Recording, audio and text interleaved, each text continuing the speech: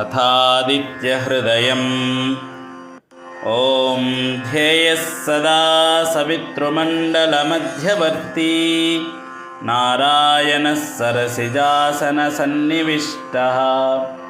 केयूरवान् मकरकुण्डलवान् किरीटी हारी हिरण्मयवपुर्धृतशङ्खचक्रः ॐ ततो युद्धपरिश्रान्तं समरे चिन्तया स्थितं रावणं चाग्रतो दृष्ट्वा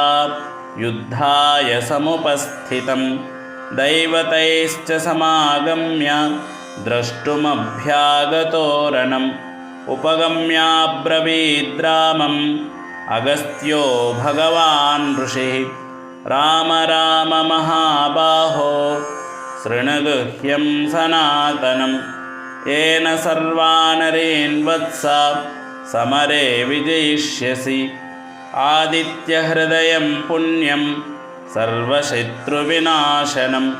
जयावहं जपेन्नित्यम् अक्षय्यं परमं शिवं सर्वमङ्गलमाङ्गल्यं सर्वपापप्रणाशनं चिन्ताशोकप्रशमनम् आयुर्वर्धनमुत्तमं रश्मिमन्तं समुद्यन्तं देवासुरनमस्कृतं पूजयस्व विवस्वन्तं भास्करं भुवनेश्वरं सर्वदेवात्मको ह्येषा तेजस्वी रश्मिभावनः एष देवासुरगणान् लोकान् पाति गभिस्तिभिः एष ब्रह्मा च विष्णुश्च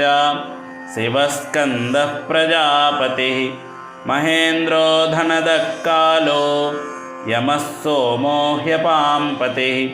पितरो वसवः साध्या ह्यश्विनो मरुतो मनुः वायुर्वह्निः प्रजाः प्राणा ऋतुकर्ता प्रभाकरः आदित्यः सविता सूर्यः खगः गभस्तिमान् सुवर्णसदृशो भानुः हिरण्यरेतादिवाकरः हरिदस्वः सहस्रार्चिः सप्तसप्तिर्मरीचिमान् तिमिरोन्मथनः सिंहुः त्वष्टा मार्ताण्ड अंशुमान् हिरण्यगर्भस्य शिरः तपनो भास्करो रविः अग्निगर्भोदितेः पुत्रः शङ्खस्य शिरनाशनः व्योमनाथस्तमो भेदी ऋग्युजुस्सामपारगः घनवृष्टिरपां मित्रो विन्ध्यवीथीप्लवङ्गमः आतपी मण्डली मृत्युः पिङ्गलः सर्वतापनः कविर्विश्वो महातेजा रक्तः सर्वभवोद्भवः नक्षत्रग्रहताराणाम् अधिपो विश्वभावनः तेजसामपि तेजस्वी द्वादशात्मान्नमोऽस्तु ते नमः पूर्वाय गिरये पश्चिमे गिरये नमः ज्योतिर्गणानां पतये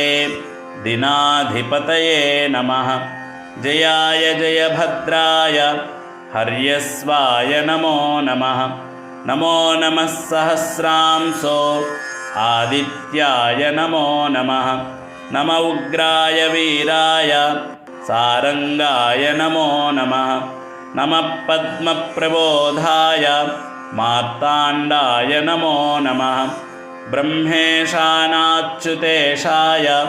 सूर्यायादित्यवर्चसे भास्वते सर्वभक्षाय रौद्राय वपुषे नमः तमोघ्नाय हिमघ्नाय शत्रुघ्नायामितात्मने कृतघ्नघ्नाय देवाय ज्योतिषां पतये नमः तप्तचामीकराभाय वह्नये विश्वकर्मणे नमस्तमोभिनिघ्नाय रुचये लोकसाक्षिणे नाशयत्येष वैभूतं तदैव सृजति प्रभुः पायत्येष तपत्येष वर्षत्येष गभस्तिभिः एष सुप्तेषु जागर्ति भूतेषु परिनिष्ठितः एष चैवाग्निहोत्रं च फलं चैवाग्निहोत्रिणां वेदाश्च क्रतवश्चैव क्रतूनां फलमेव च यानि कृत्यानि लोकेषु सर्व एष रविप्रभुः एनमापत्सु कृच्छ्रेषु कान्तारेषु भयेषु च कीर्तयन् पुरुषः कश्चिन्नावसीदति राघव पूजयस्वैनमेकाग्रो देवदेवं जगत्पतिम् एतत्त्रिगुणितं जप्त्वा युद्धेषु विजयिष्यसि अस्मिन् क्षणे महाबाहो रावणं त्वं वधिष्यसि एवमुक्त्वा तदागस्त्यो जगाम च यथागतम् एतच्छ्रुत्वा महातेजा नष्टशोकोऽभवत्तदा धारयामास सुप्रीतो